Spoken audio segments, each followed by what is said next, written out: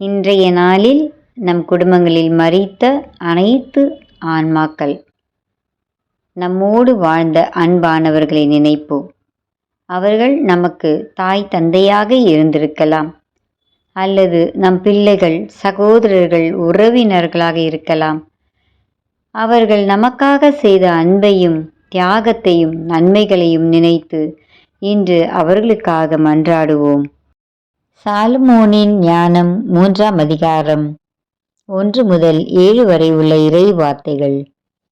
நீதிமான்களின் ஆன்மாக்கள் கடவுளின் கையில் உள்ளன. கடும் தொல்லை எதுவும் அவர்களை தீண்டாது. அறிவிலிகளின் கண்களில் இறந்தவர்களைப் போல் அவர்கள் தோன்றினார்கள். நீதிமான்களின் பிரிவு பெருந்துன்பமாக கருதப்பட்டது. அவர்கள் நம்மை விட்டு பிரிந்து சென்றது பேரிழிவாக கருதப்பட்டது. அவர்களோ அமைதியாக இளைப்பாறுகிறார்கள். மனிதர் பார்வையில் அவர்கள் தண்டிக்கப்பட்டாலும் இரவாமையில் அவர்கள் உறுதியான நம்பிக்கை கொண்டுள்ளார்கள்.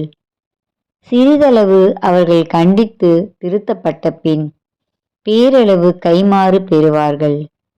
கடவுள் அவர்களை சோதித்தறிந்த பின் அவர்களை தமக்கு தகுதி உள்ளவர்கள் என்று கண்டார். பொன்னை உலையிலிட்டு புடமிடுவது போல் அவர்களை புடமிட்டார். எரிபலி போல் அவர்களை ஏற்றுக்கொண்டார். கடவுள் அவர்களை சந்திக்க வரும்போது அவர்கள் ஒளி வீசுவார்கள். அரிதால் நடுவே தீப்பொறி போல பறந்து சுடர் விடுவார்கள். இது ஆண்டவர் வழங்கும் அருள்வாக்கு. இறைவா உமக்கு நன்றி. அன்பான ஆண்டவரே, இன்று நாங்கள் எங்கள் குடும்பத்தோடு சேர்ந்து உம்மிடத்தில் மன்றாடுகிறோம்.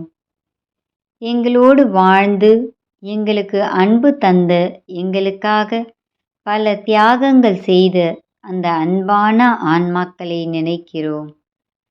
அவர்களது வாழ்க்கை நமக்கு ஆசீர்வாதமாய் இருந்தது. அவர்கள் இல்லாமை நமக்கு வலியாய் இருந்தாலும் அவர்களின் நினைவுகள் நம்மை இன்னும் காப்பாற்றுகின்றன. இயேசுவே, அவர்களின் பிழைகளை மன்னித்து உமது பேரருளில் அவர்களை சேர்த்தருளும். அவர்களுக்கு நிரந்தர ஒளி பிரகாசிக்கட்டும். அவர்களின் ஆன்மா அமைதியில் ஓய்வடையட்டும். நாங்களும் ஒரு நாள் உம்மிடத்தில் சேர்ந்த பின் அவர்களை மீண்டும் சந்திக்க அருள் புரியுமாக. அவர்களின் ஆசீர்வாதம் எங்களுடனே எப்பொழுதும் இருக்கட்டும் ஆண்டவரே. ஆமேன். பரலோகத்தில் இருக்கின்ற எங்கள் பிதாவே, உம்முடைய நாமம் அர்ச்சிக்கப்படுவதாக.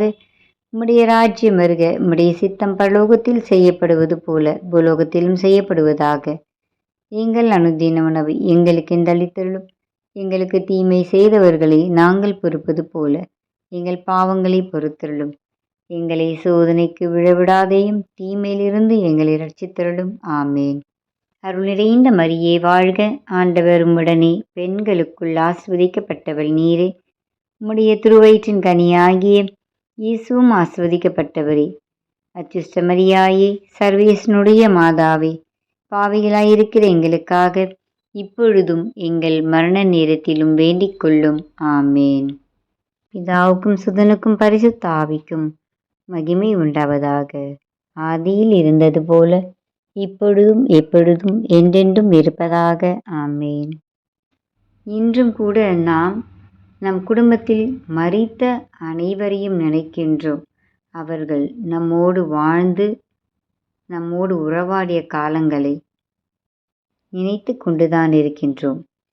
அவர்கள் செய்த நன்மைகளை மட்டுமே நாம் நினைத்து அவர்களுக்காக நாம் மன்றாடுவோம். இறைவனிடம் அவர்களுடைய ஆன்மா இளைப்பாற மன்றாடி செபிப்போம்.